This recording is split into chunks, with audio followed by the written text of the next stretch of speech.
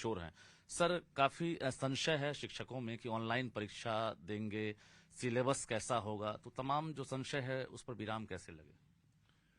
देखिए, इस शिक्षक सक्षमता परीक्षा के लिए जो पाठ्यक्रम निर्धारित किया गया है वह बिहार लोक सेवा आयोग द्वारा टीआरई 2 के लिए जो पाठ्यक्रम निर्धारित किया गया था उसके अनुरूप ही पाठ्यक्रम निर्धारित किया गया है और उसी के आधार पर अलग अलग विषयों की परीक्षा ली जाएगी। इसलिए सभी शिक्षक अभ्यर्थियों को यह सलाह दिया जाता है कि आप उस पाठ्यक्रम का अध्ययन कर लें और उसके अनुसार ही अपनी तैयारी करें। इस परीक्षा का आयोजन, जैसा कि पूर्व में घोषणा की जा चुकी है, 26 फरवरी से 13 मार्च के बीच राज्य के विभिन्न जिलों में ऑनलाइन रूप से लिया जाएगा और इसके लिए फॉर्म भरने की प्रक्रिया कल से प्रारंभ की जा रही है, जो 15 फरवरी तक चलेगी। इसमें अलग अलग स्टेप्स के बारे में अखबारों में भी विज्ञप्ति प्रकाशित की जा चुकी है और एक अलग से ऑनलाइन वीडियो भी बिहार बोर्ड द्वारा कल तक वेबसाइट पर जारी कर दिया जाएगा।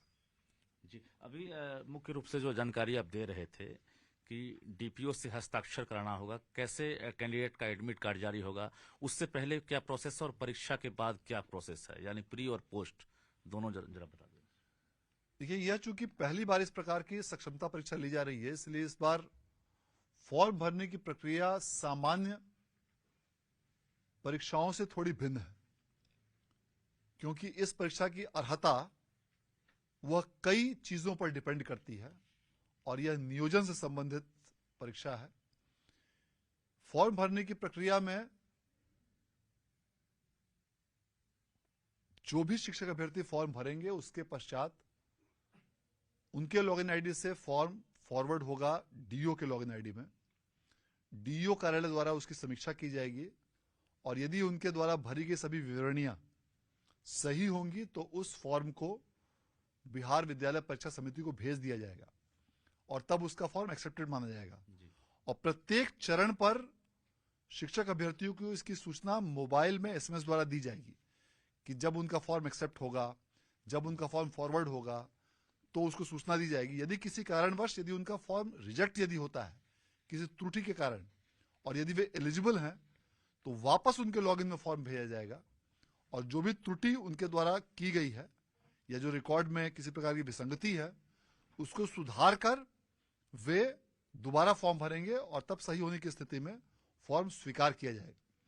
यदि इस प्रक्रिया में बीच में कहीं पर भी कोई कठिनाई हो या समस्या हो या डेटा में कोई प्रकार की समस्या हो तो वे जिला शिक्षा पदाधिकारी कार्यालय से संपर्क कर उस समस्या या विसंगति का निराकरण करा सकते हैं। जी, नेगेटिव मार्किंग नहीं है, ऑप्शन कितने होंगे और सवालों का मोड, चूंकि आपने सिलेबस तो कह दिया है, सवालों का मोड कैसा होगा, चूंकि पहली बार शिक्षक जो है इस प्रकार की परीक्षा दे रहे हैं?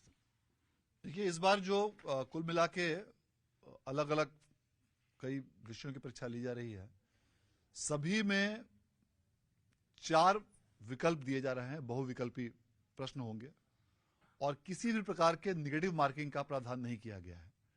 2.5 घंटे की यह परीक्षा आयोजित की जाएगी और परीक्षा में चूंकि एक ही विषय की परीक्षा एक से अधिक सिटिंग में भी किया जाना संभावित है विद्यार्थियों की संख्या को देखते हुए, अतः इस प्रकार के कंप्यूटर बेस्ड परीक्षाओं में जो राष्ट्रीय स्तर पर प्रक्रिया निर्धारित है नॉर्मलाइजेशन का, उस नॉर्मलाइजेशन की प्रक्रिया के अनुसार ही टीईटी की परीक्षा में या डीएलएड की परीक्षा में या ऐसे किसी भी ऑनलाइन परीक्षा में जो रिजल्ट घोषित किया जाता है उसी प्रकार से इस परीक्षा में भी नॉर्मलाइजेशन विधि का उपयोग कर किसी भी अभ्यर्थी का परीक्षा फल अंतिम रूप से प्रकाशित किया जाएगा। ऐच्छिक स्थानांतरण को लेकर 3 विकल्प मांगे जा रहे हैं, ये विकल्प क्या अनिवार्य है?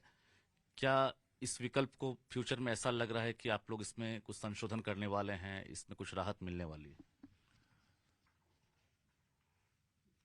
बिहार विद्यालय परीक्षा समिति द्वारा जो परीक्षा के लिए आवेदन आमंत्रित किए गए हैं, यह शिक्षा विभाग द्वारा निर्धारित नियमावली के आलोक में किए गए हैं और शिक्षा विभाग द्वारा निर्धारित नियमावली के अंतर्गत 3 विकल्प देने का प्रावधान है।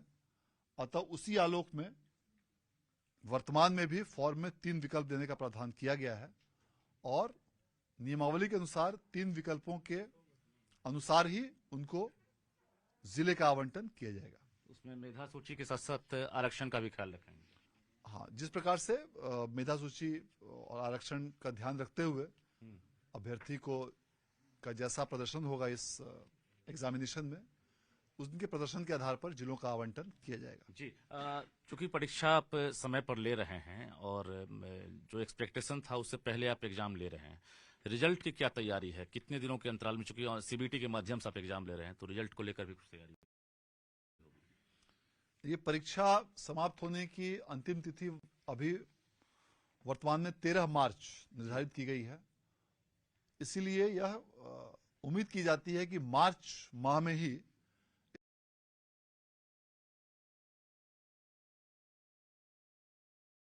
कर दिया जाए।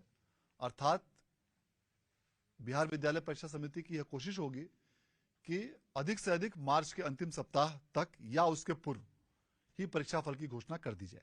बिल्कुल। एक और सवाल, चूंकि टीआरई 3 की तैयारी अब सरकार ने शुरू कर दी है और शिक्षा विभाग ने रिक्तियां भी मांग दी है कई जिलों से, तो बीएससीबी भी इंटरनल तैयारी में जुट गया होगा, क्योंकि एस्टेट और बीटेट को लेकर भी आपने पहले भी घोषणा कर दी थी। तो क्या लग रहा है कि मार्च में क्या तैयारी है बीटेट को लेकर या एस्टेट को लेकर आपकी तरफ से? बीटेट और एस्टेट के संबंध में पूर्व में ही यह निर्देशित किया जा चुका है कि साल में 2 बार इस परीक्षा का आयोजन किया जाना है। इस वर्ष भी परीक्षा का आयोजन किए जाने हेतु फॉर्म्स आमंत्रित कर लिए गए हैं। अभ्यर्थियों द्वारा फॉर्म भरे भी जा चुके हैं और चूंकि यह शिक्षक सक्षमता परीक्षा का आयोजन पहले किया जाना आवश्यक था, अतः इसकी तिथि समाप्त होने के पश्चात टीईटी की परीक्षा के तिथियों के निर्धारण के संबंध में आवश्यक निर्णय लिया जाएगा। उम्मीद है कि मार्च में कुछ स्टेप उठा रहे हैं एग्जाम लेने का?